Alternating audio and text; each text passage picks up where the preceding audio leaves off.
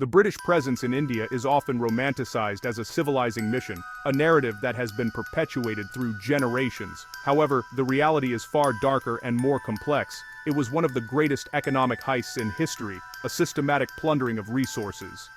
Economist Utsa Patnaik has meticulously calculated that the British drained an astonishing $45 trillion from India between 1765 and 1938. This staggering sum was derived from detailed analysis of tax and trade records, revealing the extent of the exploitation. This wasn't fair trade, it was a systematic extraction through manipulated markets, crushing taxes, and outright looting, leaving Indian society in disarray. The immense wealth that built Britain's grand cities and powered its industrial revolution was siphoned directly from India, leaving the subcontinent impoverished and struggling. In 1700, India's share of the world economy was a remarkable 23%, a testament to its thriving industries and trade routes. By 1947, this share had plummeted to less than 4%, a catastrophic collapse engineered by colonial policies that prioritized British interests. India, once a global manufacturing powerhouse, was systematically reduced to a mere supplier of raw materials for British factories, its industries dismantled. The East India Company, a private corporation, spearheaded this plunder, blurring the lines between trade, warfare, and governance, and setting a precedent for corporate exploitation. The conquest of India began not with the British state, but with a company, unregulated, ruthless, and driven by profit, exploiting every opportunity.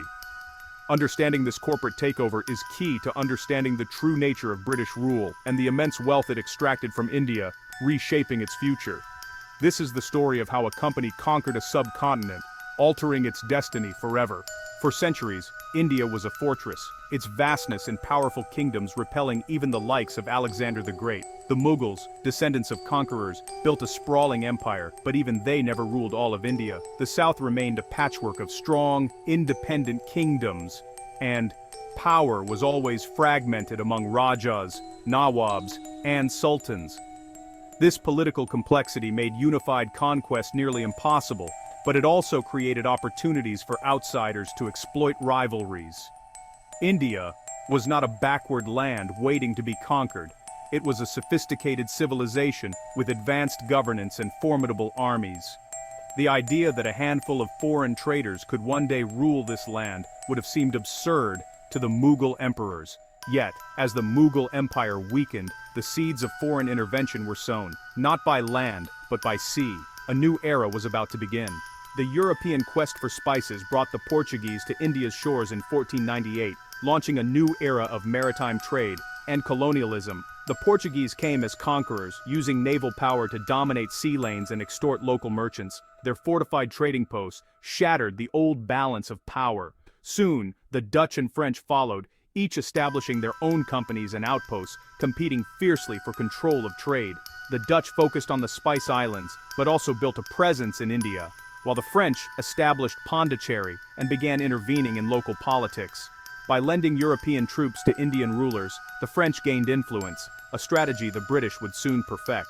The stage was set for a new kind of empire, one built not just on armies, but on commerce and cunning alliances. The British East India Company was about to enter the fray. The rules of conquest were about to change. Early European presence in India was a chaotic scramble for profit, with each nation carving out fortified coastal settlements. The Portuguese clung to Goa, but their power waned as the Dutch and French rose. The Dutch, through the VOC, dominated the spice trade and ousted the Portuguese from many strongholds. The French, under Dupleix, realized that alliances with Indian princes could yield vast rewards, using Indian soldiers and European officers to build influence. Into this volatile mix sailed the English East India Company, initially underfunded and outmatched, but determined. Their early settlements were modest, but their ambitions were growing. The struggle for supremacy in India was just beginning. On December 31, 1600, Queen Elizabeth I granted a royal charter to a group of English merchants birthing the East India Company. Their goal break into the spice trade, then dominated by the Dutch and Portuguese. Early attempts in the Spice Islands ended in disaster, forcing the company to turn to India almost by accident. There, the mighty Mughal Empire tolerated European traders, if they paid taxes and respected local authority. The company's first challenge was to secure official permission to trade but their initial efforts were clumsy and often rebuffed. Yet, the company's unique status, a private corporation with state-like powers, gave it flexibility and ruthlessness. It could wage war, mint money, and form alliances, all in pursuit of profit. This hybrid entity was about to reshape Indian history. The company's breakthrough came in 1612, when a small English fleet defeated the Portuguese at the Battle of Plassey. This victory impressed the Mughal authorities, who resented Portuguese dominance and saw the English as useful allies. The company was granted permission to establish its first factory at Surat. To cement this foothold, King James I sent Sir Thomas Roe as ambassador to the Mughal court. Roe spent years navigating court politics, realizing the English could offer naval protection in exchange for trade rights. The Mughal emperor issued decrees granting the company crucial permissions. Diplomacy, backed by military success, secured the company's place in India. The foundation for a commercial empire was laid. The company was no longer just a merchant. It was a power broker. The door to India was now open. With Mughal approval, the company expanded rapidly, establishing fortified bases at Surat, Madras, Bombay, and Calcutta. These outposts became the backbone of British power in India. The company raised private armies, recruiting and training Indian sepoys under British command. As the Mughal Empire fractured after Aurangzeb's death, regional powers rose and chaos spread.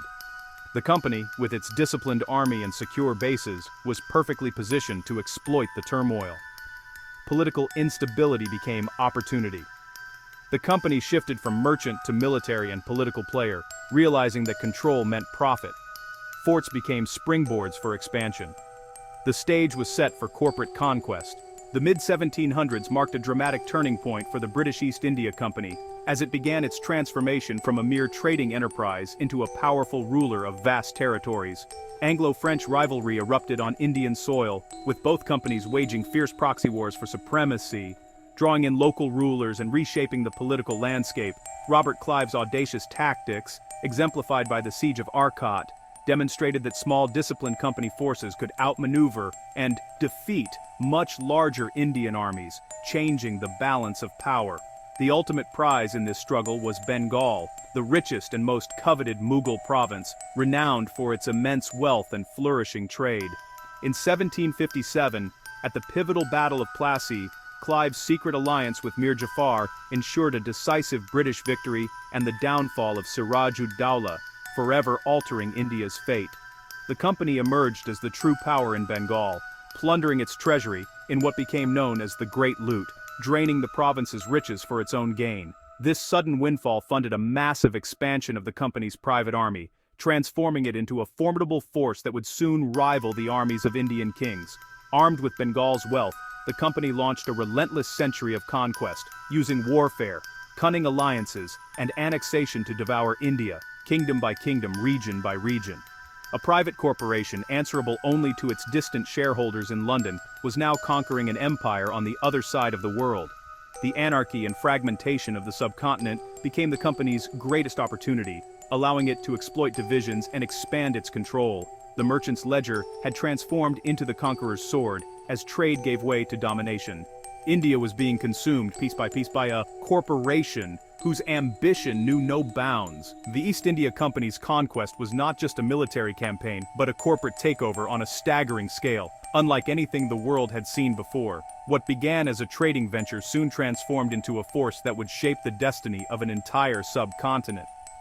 Its rule brought unchecked greed, ruthless exploitation, and disaster. Most tragically, the Bengal famine of 1770, which killed millions and left entire regions devastated. The company's policies prioritized profit over people, with catastrophic consequences for ordinary Indians. Eventually, the violence, corruption, and growing unrest forced the British Crown to dissolve the company after the 1857 uprising, ushering in the era of the British Raj, a new chapter of direct colonial rule. For the next 90 years, India was systematically exploited. Its thriving industries were destroyed, its natural resources extracted, and its people heavily taxed to fund the expanding British Empire. Railways and infrastructure were built, but these projects mainly served British commercial and military interests, connecting ports to resource-rich interiors for easier extraction. The English language and legal system ironically became tools that helped unite Indian nationalists, giving them a common platform to challenge colonial rule and demand justice. But the cost was immense. India was left impoverished, deindustrialized, and scarred by repeated famines and deep social divisions that would last for generations. The British succeeded not through inherent superiority, but by exploiting India's political fragmentation, manipulating rivalries, and using corporate ruthlessness to divide and conquer. The result was staggering: trillions in wealth transferred to Britain, and a legacy of injustice, inequality, and trauma that is still felt in India today. This is the true story of how a single company conquered a nation, reshaped its future, and changed the course of world history forever.